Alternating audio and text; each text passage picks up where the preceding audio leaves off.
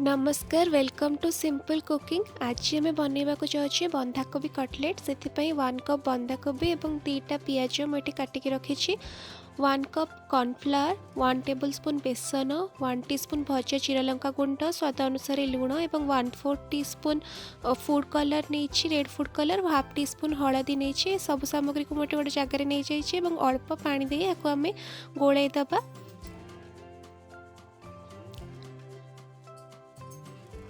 यापर हाथ को अठाड़िया लगे आम जान कंसिस्टेंसी एतिक रहा गोला गोला यहपरी भाव में करदे।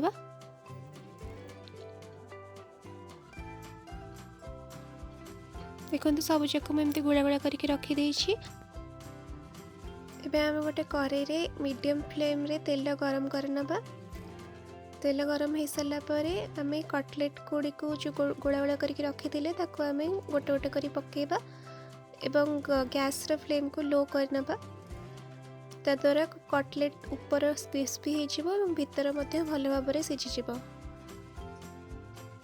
देखो यहपरी भाव में गोटे गोटे कर आम पकईदबा।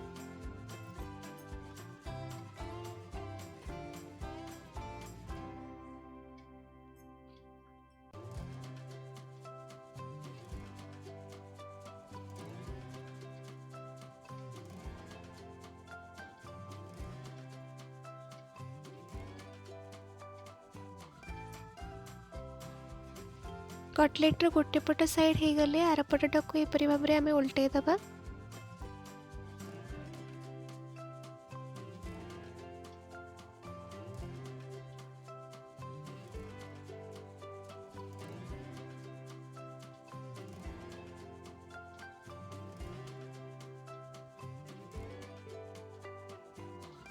प्रस्तुत हो गला कटलेट। आम गोटे जगह को काढ़ीदबा।